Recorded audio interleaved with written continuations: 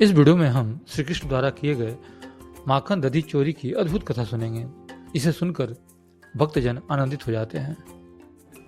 यह कथा श्री गर्ग संहिता के गोलोक खंड अध्याय 17 से ली गई है, जिसमें भगवान श्री कृष्ण की बाल लीलाओं का सुंदर वर्णन किया गया है।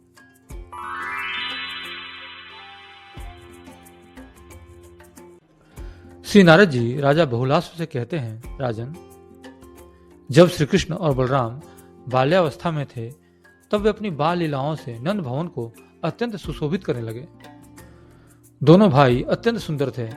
श्री कृष्ण का रंग श्याम सांवला था और बलराम का रंग गौर अर्थात वो गौर वर्ण के थे। वे दोनों छोटे छोटे हाथों और घुटनों के बल चलने लगे और अपनी तोतली बोली से सभी को मोहित करने लगे। माता यशोदा और माता रोहिणी प्रेम पूर्वक उनकी देखभाल करती और उन्हें गोद में लेकर लाड़ प्यार करती। लेकिन वे दोनों कभी माताओं की गोद से उतरकर खेलने लगते तो कभी फिर से दौड़कर उनकी गोद में आ बैठते। उनके पायल और करधनी की झंकार पूरे घर में गूंजती रहती थी। उनके इस मोहक रूप को देखकर समस्त ब्रजवासी आनंदित हो जाते थे। यशोदा माता जब अपने लाल श्री कृष्ण को खेलते हुए देखती तो उनका मन प्रेम और वात्सल्य से भर जाता। कभी वे उन्हें गोद में लेकर प्यार से झाड़ पोंछ देती, क्योंकि खेलते खेलते उनके शरीर पर धूल लग जाती थी। श्री कृष्ण जब अपने नन्हे नन्हे हाथों और घुटनों के बल चलते तो वे किसी छोटे सिंह के शावक के समान प्रतीत होते। माता यशोदा उन्हें सुंदर पीले वस्त्र पहनाती और उनके सिर पर चमकता हुआ रत्न जड़ित मुकुट रखती। उनके इस मनोहर रूप को देखकर सभी गोपियां मुग्ध हो जाती। गोपियां श्री कृष्ण के मोहक स्वरूप को देखकर अपनी सुध बुध खो बैठती और नंद भवन में ही आकर उन्हें निहारती रहती। एक दिन जब श्री कृष्ण नंद महाराज के घर के द्वार पर लगी सिंह की मूर्ति देखकर डर गए और पीछे हटने लगे, तब माता यशोदा ने तुरंत उन्हें गोद में उठा लिया। यह देखकर गोपियां अत्यंत प्रेम पूर्वक यशोदा माता से कहने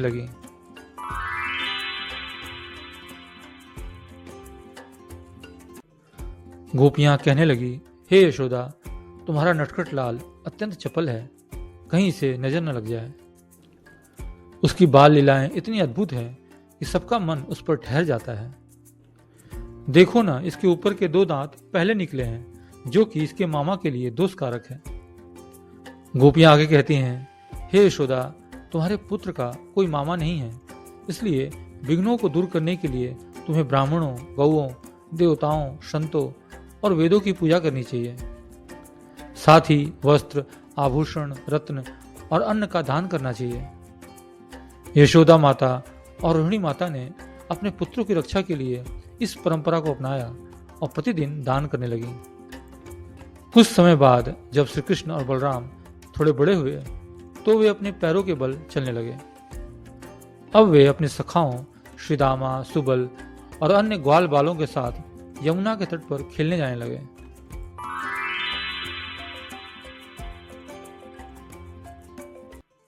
भगवान श्री कृष्ण अपनी बाल लीलाओं से सभी गोपियों को आनंदित करते थे। एक दिन वे अपने ग्वाल सखाओं के साथ घर घर जाकर माखन और घी चुराने लगे। इस पर एक गोपी जो उपनंद जी की पत्नी प्रभावती थी, नंद भवन में आई और माता यशोदा से शिकायत करने लगी। प्रभावती ने कहा, हे यशोमती, हमारे और तुम्हारे घरों में माखन, घी, दूध और दही की कोई कमी नहीं है। हमारे घर में भी तुम्हारी कृपा से यह सब प्रचुर मात्रा में है, फिर भी तुम्हारा यह लाडला माखन चोरी करता है। मैं यह नहीं कह रही कि इसे किसी ने चोरी करना सिखाया है, लेकिन यह स्वयं ही माखन चुराने में बहुत चतुर है।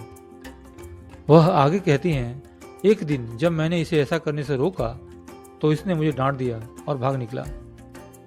वज्रराज नंद महाराज का पुत्र होकर यदि यह चोरी करे तो यह उचित नहीं है, किंतु मैंने कभी इसके बारे में अधिक कुछ नहीं कहा, क्योंकि मैं तुम्हारी प्रतिष्ठा का सम्मान करती हूँ। श्री नारद जी कहते हैं, जब माता यशोदा ने यह सुना तो वे पहले श्री कृष्ण को डांटने लगी, फिर प्रभावती को प्रेम पूर्वक शांत करने का प्रयास किया। यशोदा माता ने कहा, हे बहन, मेरे घर में करोड़ों गायें हैं और यहाँ की धरती सदा गौरव से भीगी रहती है। फिर भी यह बालक तुम्हारे घर से माखन क्यों चुराता है, यह मुझे भी समझ नहीं आता।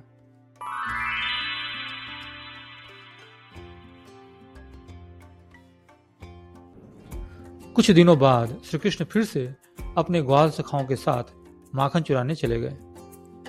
वे धीरे धीरे घर में घुसे और माखन निकालने के लिए एक ओखली के ऊपर पीढ़ा रखकर चढ़ गए।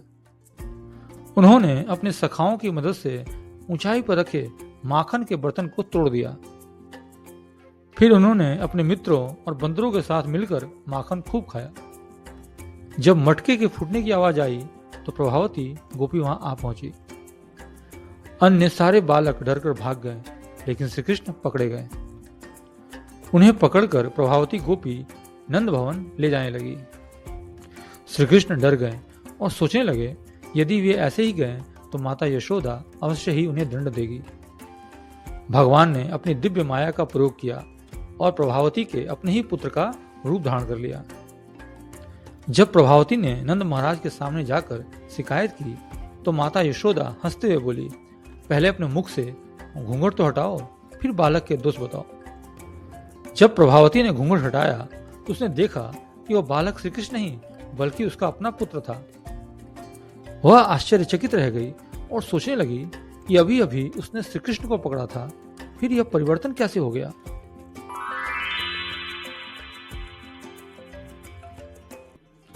भगवान श्री कृष्ण इस घटना से प्रसन्न होकर हंसते हुए गोपी से बोले, अरे गोपी, यदि फिर कभी तू मुझे पकड़ने का प्रयास करेगी तो मैं तेरे पति का रूप धारण कर लूंगा।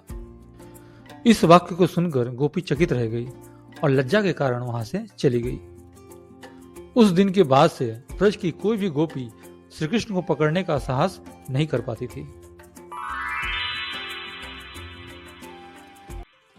यह कथा हमें बताती है कि भगवान अपने भक्तों को प्रसन्न करने के लिए कैसी कैसी अद्भुत लीलाएं करते हैं।